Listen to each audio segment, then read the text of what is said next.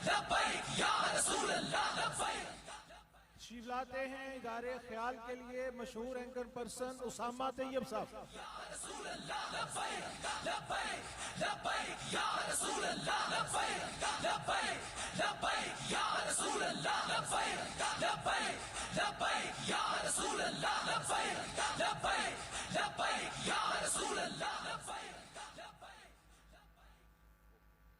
बिस्मिल्लाहिर्रहमानिर्रहीम। अस्सलामुअलैकुम। बड़ा मुश्किल है उलमाए कराम की मौजूदगी में बात करना, खिताब करना, और फिर मुझे हुक्म मिला है 3 मिनट में बात कंप्लीट करनी है। मेरा पहला तारुफ अलामा खादम हुसैन रिजवी साहब से ये था कि मुझे अपना प्रोग्राम करना था, और मेरे प्रोड्यूसर हुसैन हैदर साहब ने कहा खादम हुसैन रिजवी लाइन अप कर दूं, तो मैंने कहा कि खादम हुसैन रिजवी कौन है? तो उन्होंने कहा तुम्हें नहीं पता, बहुत बड़ी शख्सियत है, और इस वक्त लाहौर के अंदर जो है वो बहुत बड़ा, इस्लामाबाद में, सॉरी माफ कीजिएगा, बहुत बड़ा धरना चल रहा है। मैंने कहा अच्छा चले ठीक है, लाइन अप। मैंने कोई तैयारी नहीं की, मैं जानता नहीं था। चलते चलते मुझे किसी ने कहा कि अलामा साहब गालियां देते हैं। मैंने वो सवाल कर लिया लाइव से, बड़ी खंदा पेशानी से उन्होंने मुझे जवाब दिया। ये मेरा पहला तारुफ था अलामा खादम हुसैन रिजवी साहब से। बाद में मुझे डराया गया, मुझे कहा गया कि बड़े सख्त लोग हैं, नुकसान पहुंचा देंगे, तुमने बड़े सख्त सवाल किए। मैंने थोड़ी हिम्मत की और मैंने दोबारा से इंटरव्यू लाइन अप करने की कोशिश की। तो एक शख्स से मेरा राब्ता हुआ जिसको कहा जा रहा था कि ये अलामा साहब का बेटा है। तो मेरे लिए बड़े अचंभे की बात थी। मैंने उनका नाम सेव किया, साद सन खादिम हुसैन रिजवी। आज भी यही है इजाजत से साद भाई की कि ये नाम मैं चेंज नहीं करना चाहता अपने मोबाइल में।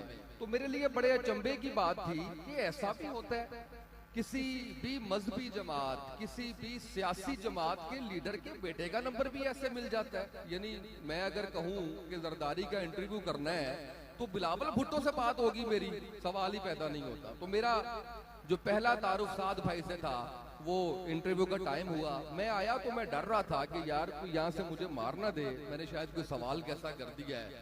तो मुझे आज जिन्होंने लाइन अप किया, जिन्होंने फोन किया, शामी बड़ा प्यारा बच्चा है यहाँ पे, वो मिला मुझे। तो उसने कहा आपको पता है आपने कितना धचका पहुंचाया है जमात को, आपको पता है आपके उस सवाल ने कितना पीछे गिराया है जाके।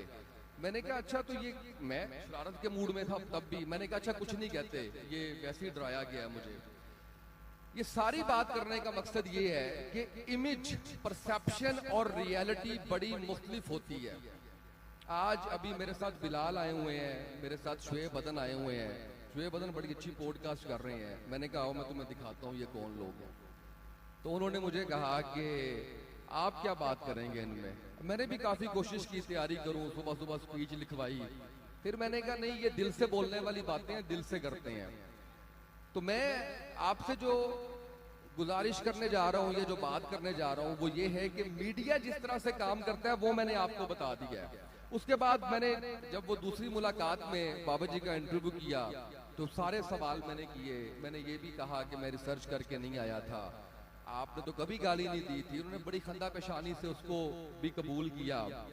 फिर उस खेमे में मैं काफी अरसा बैठा रहा और सिर्फ एक ही चीज थी निस्बत की, वो नबी पाक सल्लल्लाहु अलैहि वसल्लम की जात थी।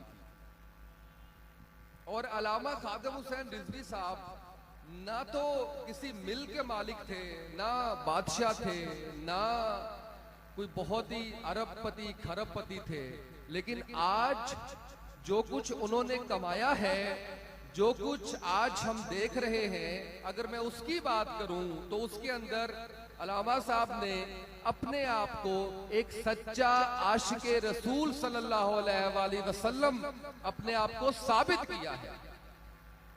ये हम सबकी बदकिस्मती कि उनकी जिंदगी में उनको नहीं पहचान सके। मैंने छाना फटका, मैंने बाबा जी से कहा, मैंने कहा कौन खाना खिला रहा है, अभी मैं लंगर करके आ रहा हूँ। मैंने कहा ये कौन फंडिंग कर रहा है आपको। एक शख्स आया, उसने ऐसे पैसे रखे, उन्होंने कहा बाबा जी ये लंगर के लिए, बाबा जी ये सिक्योरिटी के लिए, ये फ्ला इंतजामात के लिए। तो ये वो चीज थी जिसने मुझे करीब करते चले गए। और मुझे सर आपने 3 मिनट कहा है, मुझे सिर्फ 2 मिनट और चाहिए होंगे। मैं बड़ी इंपॉर्टेंट बात और भी करना चाह रहा हूँ, वो ये है कि अभी मैं पीछे अभी मुझे उन्होंने कहा, मीडिया ने रोका, आपके मीडिया ने, उन्होंने कहा आपने पॉडकास्ट की है साद भाई के साथ। एक सवाल मैं भी आपसे करना चाहता हूँ, जैसा आपने सवाल किया था, 4 में से एक को चुने। एक नाम लिया साद हुसैन रिजवी, एक नाम लिया नवाज शरीफ, एक लिया जरदारी और एक लिया मरियम नवाज। तो मैंने कहा सवाल ही गलत है, साद हुसैन रिजवी तो मेरा भाई है, उसका तो नाम जब आ जाएगा तो मैं बायस हो जाऊंगा, मेरी बात ही जो है वो उधर खत्म हो जाएगी। तो ये जो अक्स है बाबा जी का, और जिस तरीके से साद भाई ने इस तंजीम को, इस जमात को दिन रात मेहनत करके आज जिस डायरेक्शन में लेके जा रहे हैं, उसके ऊपर कोई सवाल नहीं उठा सकता, कोई बात नहीं कर सकता। एक आखिरी बात जो मैं आपके गोश गुजार करने जा रहा हूं, ये रास्ता लंबा हो सकता है, कठिन हो सकता है, मुश्किल हो सकता है, गिराने की कोशिश की जा सकती है, गिर सकते हैं, लेकिन जिसका नाम हाफिज साद हुसैन रिजवी है वो पीछे नहीं हटेगा, वो रुकेगा नहीं, वो बिकेगा नहीं, वो कभी हार नहीं मानेगा, वो जीतेगा। चाहे वो 2 साल में जीते, चाहे 10 साल में जीते, चाहे 20 साल में जीते। आखिरी बात, मैं बड़ा करीब हूँ तहरीके लब्बैक पाकिस्तान के। किसी ने मुझे कहा कि आप सेक्रेटरी इतलात हैं, किसी ने कहा आप पेरोल पे हैं। मेरे एक दोस्त हैं, बड़े अखबार में लिखते हैं, उनकी फोन आया मुझे, कहते हैं तुमने हमारी नाक कटवा दी है मुआशरे में। मैंने कहा अच्छा क्या हुआ है? वो तुम तहरीके लब्बैक पाकिस्तान को सपोर्ट करते हो। मैंने कहा हाँ क्यों, क्या हुआ? वो इतनी पुरतशद्दुद जमात को। मैंने कहा अच्छा शायद आपको लगती है, मुझे नहीं लगती, इस पे डिबेट कर लेते हैं, बैठ जाते हैं। वो पाकिस्तान तहरीके इंसाफ को सपोर्ट करते थे। 4 माह गुजरे, नाम लेना तक पाकिस्तान तहरीके इंसाफ का इस वक्त बंद कर दिया गया है। कोई शख्स पाकिस्तान तहरीके इंसाफ का नाम नहीं ले सकता। उससे बड़ी वो जमात जिसने तहरीके लब्बैक पाकिस्तान पे तशद्दुद करके उसको पुरतशद्दुद करार दिया, आज उससे बड़ी पुरतशद्दुद जमात जो है वो कोई लेबल्ड नहीं है पाकिस्तान में, उसका सिर्फ नाम पाकिस्तान तहरीके इंसाफ। बहुत शुक्रिया।